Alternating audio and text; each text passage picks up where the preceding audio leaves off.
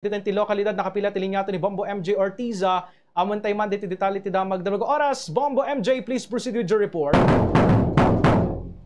Aging gaitata kaya tuloy-tuloy tayo ti search and retrieval operation nagiti otoridad kadagiti talo ang mapukpukaw nga agama ay tubaw la Union.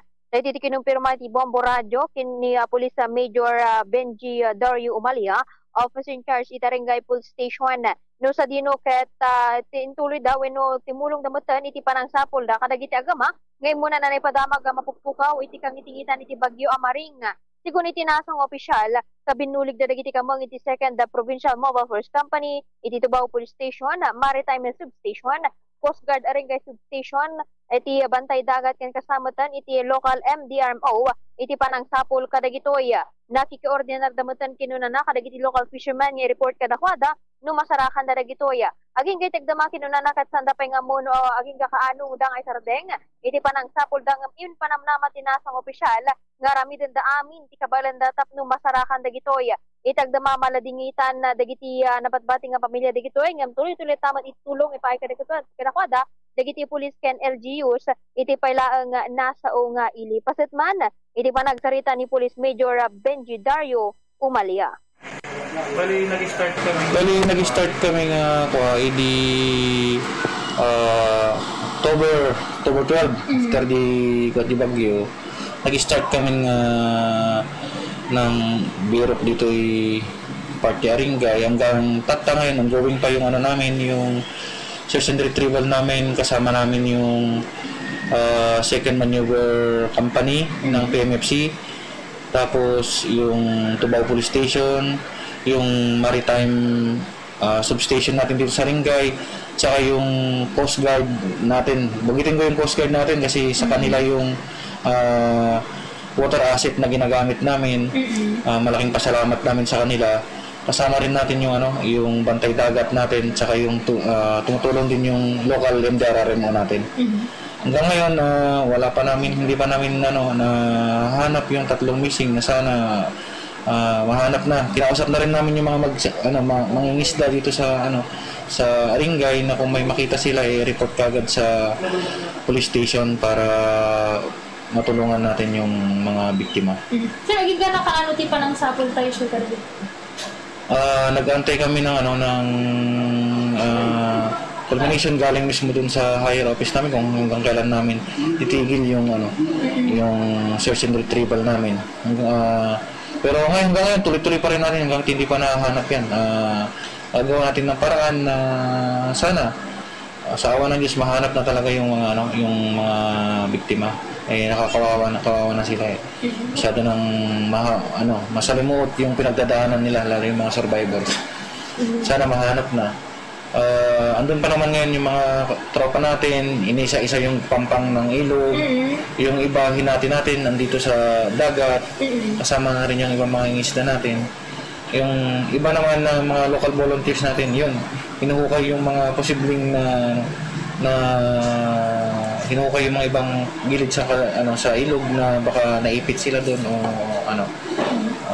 napadpad sila doon. Kasi kung saan di pa nakaano doon sa Darien Island? Accordingly, yun nga, 6 sila. Natrap sila doon sa bahay nila, sa bahay kubo nila doon sa Tubao. Actually, taga Tubao yung ngayon. Tapos, nung kasagsagan ng bagyo, yung isang babae, survivor, na-rescue namin dito mismo sa may poblasyon. Ito siya sumadsad sa Aringay. Buhay naman po siya. Tapos yung isa is na-rescue ng mga barangay natin.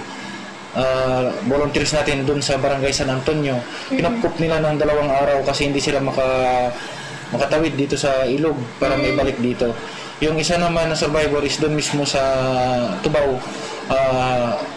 Nakakapit siya sa kahoy kaya naigtas niya yung sarili niya. Tapos ang lang natin is yung kasama nila yung 3 mag-ama, isang 5 years old at saka 12 years old.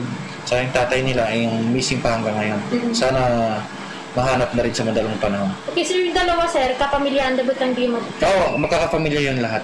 Okay. Sir, dito ba, nga ayan da, sir, konektado ba, sir, dito yung area? Dito yung tigara? J. Karayan, nagpo Tubao J. Karayan, or dito sa Bangan dito yung Aringay. So ngayon sir, ongoing pa? Ongoing pa hanggang ngayon, hindi pa tinatapos. Actually, doon na kumakain na, nag-aalmusal na ng halian yung mga tropa natin eh. Maaga pa ng pagsikat ng araw, doon na yung tropa natin. Okay, sir, kumusta naman yung pamilya sir, yung mga survivors? Siyempre, naganda lang pati pa hanggang ngayon. Siyempre malungkot sila. Pero napakabot na rin naman yung kapulisan natin sa tulong nating regional director at saka provincial director natin na pinapabot din natin ng tulong sa kanila.